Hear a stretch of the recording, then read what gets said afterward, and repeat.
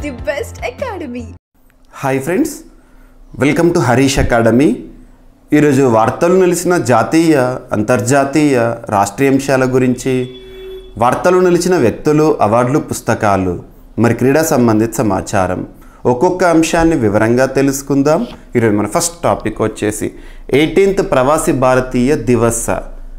So మనం 2003 సంవత్సరం నుండి ఇయర్ గుర్తుంచుకోండి, ప్రవాసీ భారతీయ దివస్ని అధికారికంగా భారత ప్రభుత్వం ఎప్పటి నుండి నిర్వహిస్తోందంటే 2003 జనవరి 9th మహాత్ముడు భారతదేశానికి తిరిగి వచ్చిన సందర్భాన్ని మనం గుర్తిస్తూ ఈ ప్రత్యేక దినోత్సవాన్ని నిర్వహించుకోవడం చూస్తాము.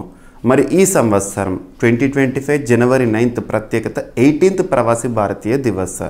సో ఈ సందర్భంగా ప్రవాసీ భారతీయ దివస్ కన్వెన్షన్ ఆతిథ్యమిస్తున్న నగరం ఏంటంటే భువనేశ్వర్ నగరం. భువనేశ్వర్ ఎక్కడ? ఒడిషా రాష్ట్రంలో ఉంది. సో జనవరి 8 నుండి జనవరి 10 వరకు 18th ప్రవాసీ భారతీయ దివస్ కన్వెన్షన్ ఆతిథ్యమిస్తున్న నగరంగా ఈ సంవత్సరం మనం భువనేశ్వర్ని, ఒడిషా రాష్ట్రాన్ని చూడొచ్చు. మరి దీని యొక్క థీమ్ ఏంటి అంటారు? 18th ప్రవాసీ భారతీయ దివస్ యొక్క థీమ్ ఏంటి అంటే డయాస్పోరాస్ కాంట్రిబ్యూషన్ టు వికసిత్ భారత్. గుర్తుపెట్టుకోండి. ఇక ఒడిషా రాష్ట్రంలో ప్రస్తుతం బీజేపీ అధికారంలో ఉంది. బీజేపీకి సంబంధించి మోహన్ చరణ్ మాంఝీ గారు ముఖ్యమంత్రిగా విధులు నిర్వర్తిస్తున్నారు. సో ఇండియన్ డయాస్పోరాకి సంబంధించి ప్రత్యేకతలు ఏవైతే ఉంటాయో ఇక్కడ మీకు స్లైడ్లో ఇవ్వడం జరిగింది. ఓకేనా? నెక్స్ట్ వచ్చేసేసి యాచకులు లేని సమాజాన్ని నిర్మించడమే ధ్యేయంగా ఇండోర్ సిటీ తరచూ వార్తల్లోకి వస్తుంది. ఇండోర్ ఎక్కడ? మధ్యప్రదేశ్ రాష్ట్రంలో. ఇండోర్ తరచూ ఎప్పుడు వార్తల్లోకి వస్తుంది? మనకి స్వచ్ఛ సర్వేక్షణ్ సర్వేలో క్లీనెస్ట్ సిటీ ఇన్ ఇండియాగా తరచూ ఇందోర్ని మనం చదువుతూ ఉంటాం, చూస్తూ ఉంటాము. ఈరోజు ఇందోర్ నగరంలో స్టెప్ బై స్టెప్ ప్రక్రియ చూస్తున్నాం. గతంలో లాస్ట్ కొన్ని రోజుల క్రితం యాచకులు లేని సమాజాన్ని నిర్మించే దిశగా భిక్షాటన చేయడం నేరం, భిక్షాటన లేని సమాజాన్ని నిర్మించాలని చెప్పేసి అడిగేశారు.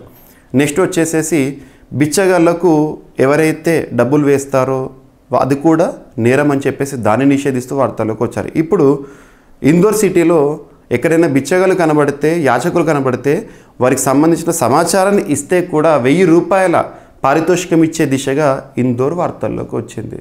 సో యాచకులు లేని సమాజాన్ని నిర్మించే దిశగా ఇటీవల తరచూ ఏ నగరం వార్తల్లోకి వచ్చిందంటే ఇందోర్, మధ్యప్రదేశ్. గుర్తుపెట్టుకోండి.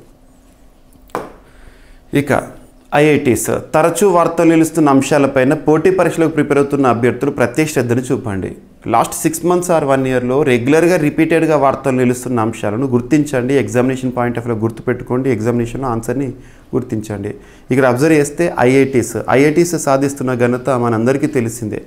Indian institute of technology. ఇక్కడ ఐఐటీస్ సంబంధించిన ఇన్నోవేషన్స్ భారతదేశానికి పరిమితమైన ఐఐటీస్ ఏవైతుంటే ప్రస్తుతం విశ్వవ్యాప్తం అవుతున్నాయంటే మీరు చూడండి. సో అలాంటి ఐఐటీల్లో ఒక ఐఐటి గౌహతి వార్తల్లోకి వచ్చింది. నానో పరిజ్ఞానంతో కొలెస్ట్రాల్ ట్రైగ్లిజరైడ్ పరీక్ష అనే అంశంతో ఏ ఐఐటి వార్తల్లోకి వచ్చిందంటే ఐఐటి గౌహతి. మానవ రక్తంలో కొలెస్ట్రాల్ ట్రైగ్లిజరైడ్ల పరిమాణాన్ని మరింత మెరుగ్గా గుర్తించేందుకు గౌహటిలోని ఐఐటి పరిశోధకులు నానో టెక్నాలజీని అభివృద్ధి చేశారు. వారు సర్ఫేస్ ఎన్హాన్స్డ్ రామన్ స్కాటరింగ్కు నానో పరిజ్ఞానాన్ని జోడించడం ద్వారా ఈ ఘనత సాధించారు. ఇందులో వెంట్రుక కన్నా 10,000 రెట్లు సన్నగా ఉండే బైమెటాలిక్ ఆకృతులను ఉపయోగించడం జరిగింది. హెడ్డింగ్ గుర్తుంచుకోండి. ఏఐఐటియో చూడండి. That's enough.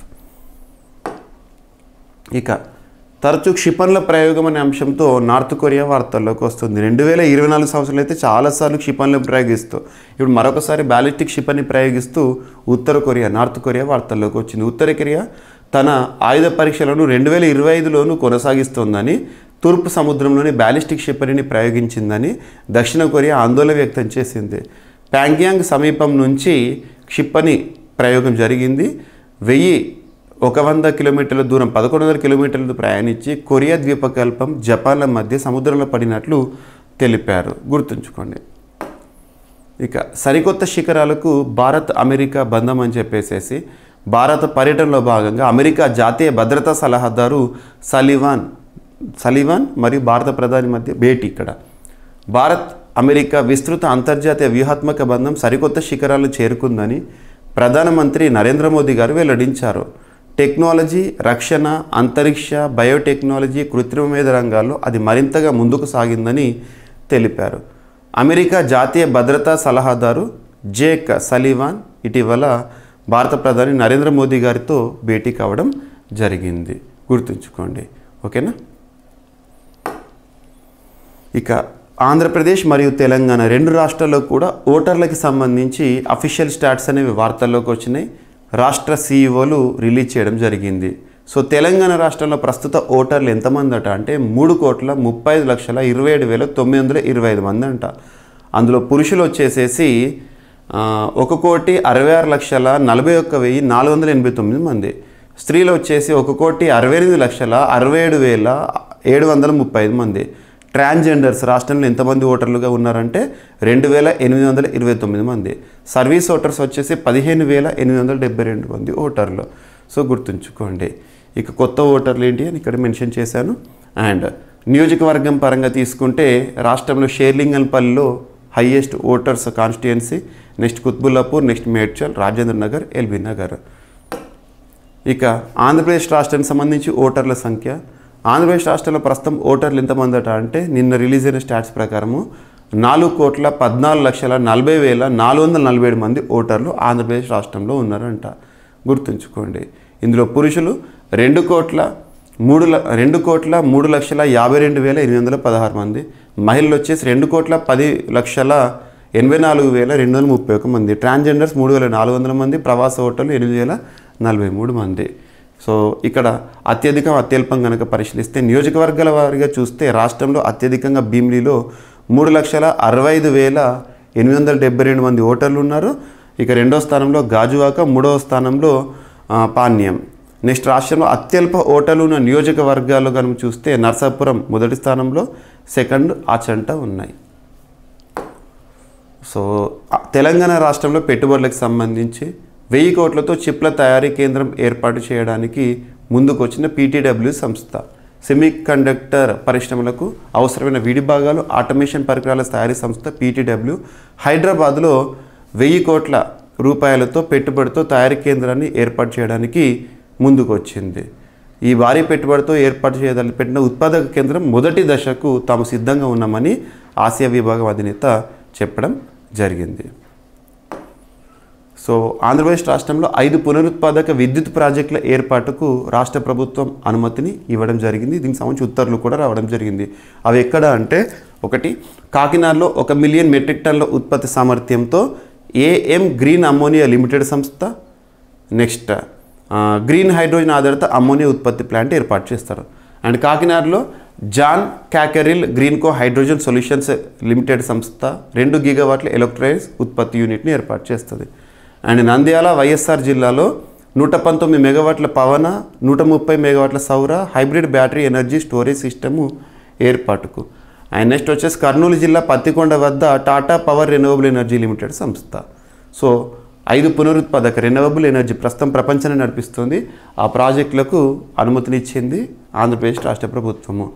ఇక వార్తల వ్యక్తుల విషయానికి వస్తే కెనడా ప్రధాని ఇటీవల తరచు వార్తల్లోకి వచ్చారు. భారత్కి వ్యతిరేకంగా తరచు ఏదో ఒక స్టేట్మెంట్ ఇస్తూ దూషిస్తూ వార్తల్లోకి వచ్చారు. చివరికి రాజీనామా చేస్తూ వార్తల్లోకి వచ్చారు. జస్టిన్ ట్రూడో ఏ దేశ ప్రధాని? కెనడా.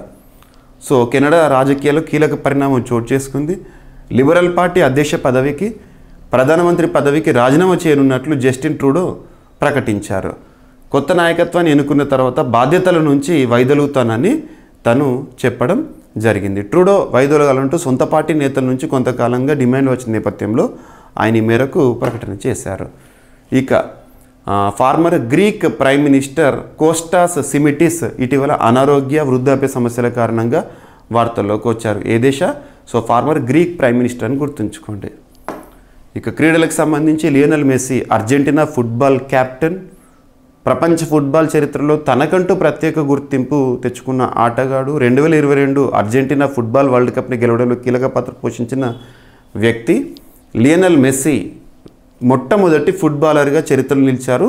ఏ విషయంలో అంటే యుఎస్ ప్రెసిడెన్షియల్ మెడల్ని పొందడంలో మొట్టమొదటి ఫుట్బాలర్గా వార్తల్లోకి వచ్చారు లియోనెల్ మెస్సీ. ఏ జట్టు? Argentina football. సో ఈరోజు అంశాలు ర్యాపిడ్గా చూస్తే 18th ప్రవాసీ భారతీయ దివస్ కన్వెన్షన్ అనే అంశం వార్తల్లోకి వచ్చింది. బిచ్చగాళ్ళను పట్టిస్తే 1000 రూపాయల బహుమతి ఇండోర్ నిర్ణయం. నానో పరిజ్ఞానంతో కొలెస్ట్రాల్ ట్రైగ్లిజరైడ్ పరీక్ష గౌహతి ఐఐటి. అండ్ బాలిస్టిక్ క్షిపణిని ప్రయోగించిన ఉత్తర కొరియా. అండ్ భారత్ అమెరికా బంధం సరికొత్త శిఖరాలకు. రాష్ట్రంలో తెలంగాణ రాష్ట్రంలో ఓటర్ల సంఖ్య, ఆంధ్రప్రదేశ్ రాష్ట్రంలో ఓటర్ల సంఖ్య. అండ్ 1000 కోట్లతో తెలంగాణ రాష్ట్రంలో చిప్ల తయారీ కేంద్రం ఏర్పాటు చేయడానికి ముందుకు వచ్చిన పీటీడబ్ల్యూ. అండ్ ఆంధ్రప్రదేశ్ రాష్ట్రంలో 5 పునరుత్పాదక విద్యుత్ ప్రాజెక్టుల అనుమతికి నెక్స్ట్ కెనడా ప్రధాని జస్టిన్ ట్రూడో రాజీనామా. And former Greek prime minister Costas Simitis మరణిస్తూ వార్తల్లోకి వచ్చారు. Lionel Messi becomes first footballer to get US presidential medal. So ఇవి ఫ్రెండ్స్ ఈరోజు వార్తల్లో నిలిచిన అంశాలు. మిస్లేనియస్ అంశాలను మిగిలిపోతే రేపటి క్లాస్లో జోడించి మరొకసారి నేర్చుకుందాం.